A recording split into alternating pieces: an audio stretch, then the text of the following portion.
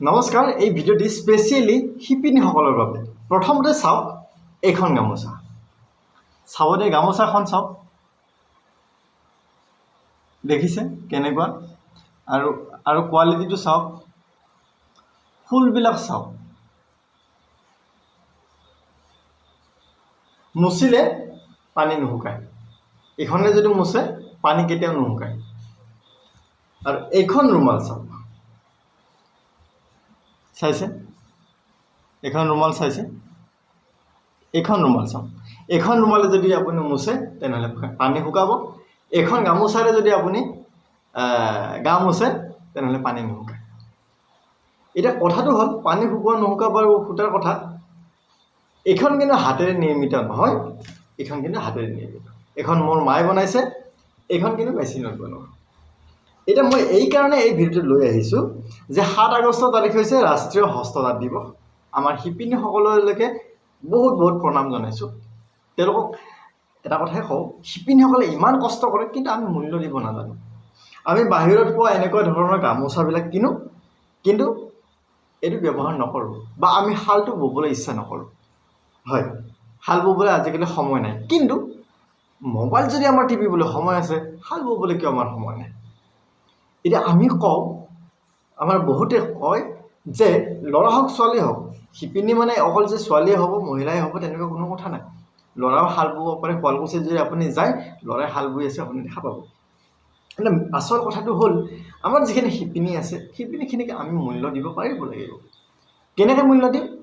যে শিপিনীয়ে বোৱা গামোচা, শিপিনীয়ে বোৱা ৰুমাল, শিপিনীয়ে বৈ তোলা যিয়ে নহওক, ধুতিয়ে হওক চেলেঙে হওক যিয়ে নহওক, আমি কিনিব লাগিব। কিন্তু আমি কি কৰোঁ, এইখন 60 টকাত পায়, মাত্ৰ 60 টকাত পায়, গলত এনেকৈ দিলেই হ'ল আৰু বাছ হৈ গ'ল, তাৰপিছত পেলাই দিলে। এইবিলাকতো ব্যৱহাৰটো নকৰে নহয়, কিয় ব্যৱহাৰ কৰিব মানে? তো সেইটোৱে কথা।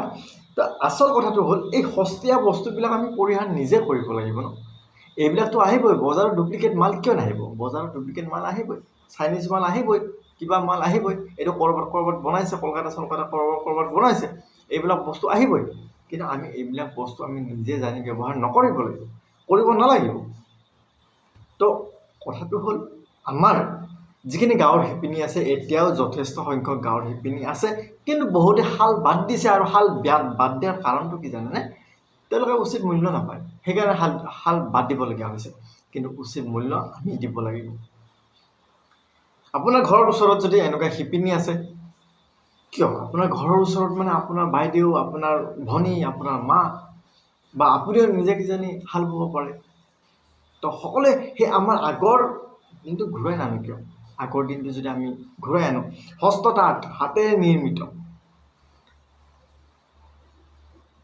ঘূৰাই চেৰেকে ঘূৰাই তাঁত বৈ কিমান আনন্দ পায়। আমি এতিয়া মানে 100 টকাৰ কাৰণে বা 200 টকাৰ কাৰণে কিমান কষ্ট কৰিব লাগে। এটা কথা চাওকচোন, আপুনি যদি গুৱাহাটীত আহে, গুৱাহাটীত মান্থলি দৰমহা কিমান দিয়ে জানেনে? এজন একদম মানে অশিক্ষিত মানুহ বুলি কৈছোঁ, আৰু ধৰক মেট্ৰিক পাছ মানুহ এজনক কিমান টকা দিয়ে? 8,000 বা 10,000 টকা। যদি 8,000 টকা দিয়ে বা 10,000 টকা ধৰিলোঁ, প্ৰতিদিনে 300 টকা। মহিলাবিলাকক গুৱাহাটীৰ কোম্পানীত কাম কৰিবলৈ আহে, 300 টকা ডেইলি হাজিৰা। যদি আপুনি চাবলৈ যায় 300 টকা ডেইলি হাজিৰা, কিন্তু কাপোৰ যদি বয় কি হ'ব চাওকচোন। 300 টকা ডেইলি হাজিৰাত গুৱাহাটীত ৰুম ভাড়া দিব লাগিব, ইয়াতে খাব লাগিব, গুৱাহাটীত ইমান দামী চাউল, ইমান দামী শাক পাচলি খাব লাগিব। 300 টকা হাজিৰা, কেইটকা বাচিব? বাচে যদি 50 টকা এটা বাচিব। 50 টকা যদি বাচে, 30 দিনত কিমান টকা বাছিল? 1,500 টকা বাছিল। মেক্সিমাম 2,000 টকা এটা বাছিল, বা 3,000 টকা এটা বাছিল বুলি ধৰি ল'লে। কিন্তু যদি আপুনি গাঁৱতে বহি সূতা, যদি এনেকুৱা ধৰণৰ যদি গামোচা একদিনত যদি গামোচা 5খন নালাগে বাৰু, 3খন গামোচা এদিনত ওলালে, এইখন গামোচাৰ দাম 60 টকা, আপোনাৰ গামোচাখনৰ দাম 100 টকা, 3খন গামোচা ওলালে কিমান টকা হ'ল? 300 টকা হ'ল। গাঁৱত আপোনাৰ শাক পাচলি এভেইলেবল, গাঁৱত আপোনাৰ নিজৰ ঘৰ আছে, ৰুম ভাড়া দিব নালাগে। ইয়াৰ পৰাই কিমান টকা হ'ল? 300কে, গম পালে? তিনি গুণ 9 মানে 9,000 টকা পালে। 9,000 টকা সূতা চূতা মিলি আপুনি ধৰি লওক 5,000 টকা এক্সট্ৰা গ'ল। শালটো সদায় কিনি থাকিব নালাগে, এবাৰে কিনিলে হাতত 4,500 টকা বাচিলে। আপোনাৰ বডিও ভাল থাকিল, গুৱাহাটীত থাকি এনেকুৱা কষ্ট কৰাতকৈ বডিও ভাল থাকিল, গাঁৱৰ হাৱাও খাব পাৰিলে, গাঁৱৰ আঞ্জাও খাব পাৰিলে, চব্জিও খাব পাৰিলে, আৰু কি হ'ল হাততো পইচা থাকে। গতিকে গুৱাহাটীত আহি বা চহৰত আহি কোম্পানীত তেনেকৈ সোমোৱা কৰাতকৈ নিজৰ কিবা এটা কৰক। শাল এখন কিনক, বোৱক, ছাপ্লাই দিয়ক, গুৱাহাটীত ছাপ্লাই দিয়ক,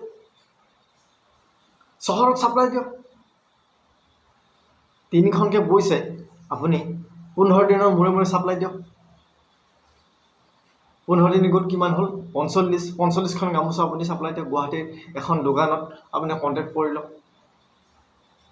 ডাইৰেক্ট কণ্টেক্ট কৰক, মধ্যভোগীক দিব নালাগে। তেনেকৈ আপোনাৰ চলি যাব। গতিকে মানে এই ভিডিঅ'টো এইকাৰণে বনাইছোঁ যে আমাৰ যিখিনি এই ভিডিঅ'টো ধৰক 5জন মানুহে চাইছে, তাৰে যদি 2জন মানুহৰ এই কামটো 2জন শিপিনীক যদি কয় বা আইডিয়াটো যদি দি দিয়ে, তেনেহ'লে আমাৰ সেই যে মনত এটা যে ভাৱ যে চাকৰি নাই, কিবা নাই, এইবিলাক কিন্তু নাহিব। এইবিলাক সঁচাকৈ নাহিব। কাৰণ গুৱাহাটীত আহি চাকৰি বিচাৰি থকাতকৈ ঘৰত কাপোৰ বওঁ। ইমান গামোচা আমাক প্ৰয়োজন, বাহিৰৰ পৰা এইবিলাক মেচিনত বনোৱা গামোচা আহে, কিন্তু এইটো আমি নিজে হাতেৰে কিয় বব নোৱাৰোঁ? আমাৰ আগৰখিনিতো বৈছিলে, আমি এতিয়া কিয় বব নোৱাৰোঁ? আমি এতিয়া বব পাৰোঁ। তো মোৰ মায়েতো এতিয়াও বয়, আৰু মই গামোচা পিন্ধোঁ। মই এতিয়াও গামোচা পিন্ধি আপোনাৰ ভিডিঅ'টো বনাই আছোঁ। মই মাক বোৱা গামোচা পিন্ধি বনাই আছোঁ। মই গামোচা ভাল পাওঁ, কিন্তু কিনা গামোচা নিপিন্ধো, মায়ে বোৱা গামোচা পিন্ধো। আৰু ময়ো অলপ শাল মানে শিকিব যত্ন কৰি আছোঁ।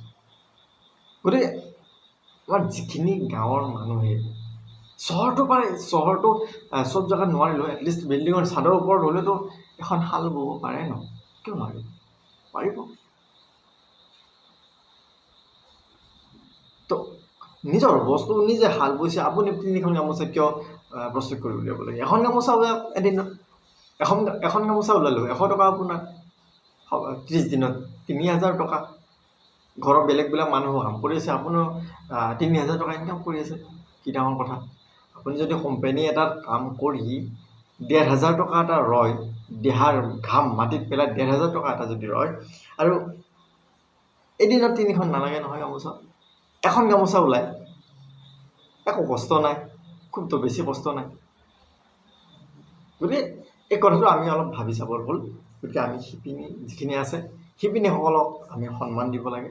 আৰু সন্মান কেনেকৈ দিব লাগিব? এনেকৈ সন্মান কৰিলে নহ'ব। সন্মান কেনেকৈ দিব লাগিব? তেওঁলোকে বোৱা গামোচা আমি কিনিব লাগিব। 60 টকা গামোচা আমি কিনিব নালাগে, 100 টকা আমি গামোচা কিনিম, উৎকৃষ্ট মানদণ্ডৰ কাৰণে কিনিম। এইখনে মুচিব নোৱাৰে, সেইখনে মুচিব পাৰিম পানী, সেইটো ডিফাৰেঞ্চ। আৰু মই ইয়াতে এটা ক্লিপ এটা পেপাৰৰ কাঠ লগাই দিছোঁ। অসম চৰকাৰৰ পৰা কি সুবিধা আছে, সেই সুবিধাখিনি মানে সূতাৰ ভঁৰাল, শিপিনীৰ অৰ্থনৈতিক উন্নতি আঁচনি, শিপিনীৰ মুদ্ৰা আঁচনি আছে, হস্ততাঁত প্ৰশিক্ষণ আঁচনি আছে, উৎপাদন আঁচনি আছে, মানে শিপিনীৰ কাৰণে বিভিন্ন ধৰণৰ আঁচনি আছে। কিন্তু আমাৰ শিপিনীসকলে এই কথা গম নাপায়। গতিকে শিপিনীসকলক গম পাবলৈ মই এইখিনি লগাই দিছোঁ ইয়াতে, আপোনালোকে চাই ল'ব আৰু ভিডিঅ'টো পাৰিলে শ্বেয়াৰ কৰি দিব। ধন্যবাদ।